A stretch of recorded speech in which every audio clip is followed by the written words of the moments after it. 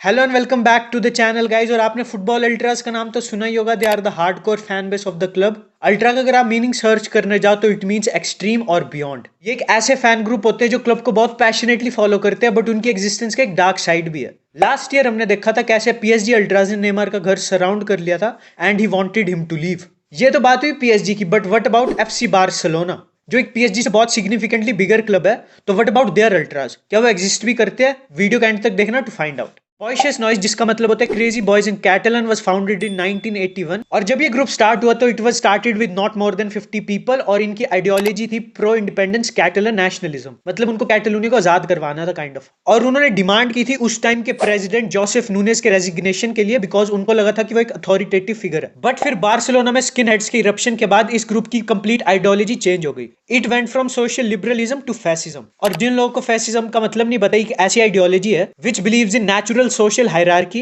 And forceful suppression of opposition. और ये same ideology Hitler की भी थी। वॉइशियस नॉइज के एग्जिस्टेंस से क्लब को बहुत सारा फायदा हो रहा था। स्टेडियम के अंदर उनको बहुत अच्छा सपोर्ट मिल रहा था और स्टेडियम के बाहर फाइनेंशियली भी देवर हेल्पिंग द क्लब। तो क्लब और इस अल्ट्रा ग्रुप ने एक बहुत क्लोज रिलेशनशिप एंजॉय किया। क्लब इस ग्रुप को फ्री टिकट्स प्रोवाइड करता था, ट्रांसपोर्टेशन फैसिलिटीज प्रोवाइड करता था और लॉकर रूम सर्विस भी देता था जिसमें वो अपने बैनर्स वगैरह रख सके। बट फिर 1985 में जब लिवरपूल फैंस के अग्रेसिव बिहेवियर की वजह से हेसल स्टेडियम डिजास्टर हुआ जिसमें 39 लोगों की डेथ हुई, वॉइशियस नॉइज ने एक बैनर रेज किया जिसमें लिखा था थैंक यू लिवरपूल, जिसके रिस्पांस में क्लब के प्रेसिडेंट ने वॉइशियस नॉइज को कैंप न्यू के थर्ड टियर में शिफ्ट कर दिया। बट फिर एक एग्रीमेंट रीच हुआ अल्ट्राज और क्लब के बीच में कि अल्ट्रा स्टेडियम के अंदर कोई वायलेंस स्प्रेड नहीं करेंगे, बट स्टेडियम के बाहर they will maintain their freedom. और इसी के चलते they were shifted back to the south goal. ये ग्रुप इतना वायलेंट था कि 1991 में वॉइशियस नॉइज के एक मेंबर ने एक एस्पेनियोल फैन का मर्डर कर दिया and he was sentenced for 26 years in prison. But then 2000 में नूनेस, जो क्लब को अपने पॉलिटिकल बेनिफिट के लिए यूज करता था, resigned and Luis Figo transfer to Real Madrid in the same year. और जब लुइस फिगो कैंप में वापस as a Real Madrid player, he was absolutely destroyed by the fans. But जब एक कॉर्नर लेने गए जो वॉइशियस नॉइज के मेंबर्स के स्टैंड के बिल्कुल पास में था,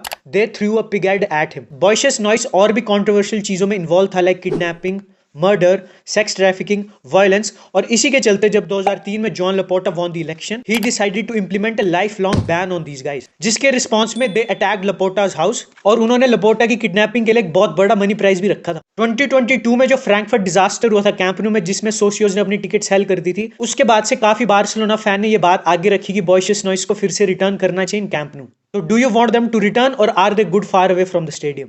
तो आज की वीडियो में यही था। अगर आपको वीडियो अच्छी लगी तो लाइक जरूर करना वीडियो को। यहाँ पे चैनल का नेम फ्लैश हो रहा होगा, मेक श्योर यू सब्सक्राइब। और यहाँ पे प्लेलिस्ट फ्लैश हो रही होगी पिछली बार्सिलोना आर्काइव्स के एपिसोड्स की, तो make sure you watch them as well. That's it from me today guys, I will see you in the next one. Peace out.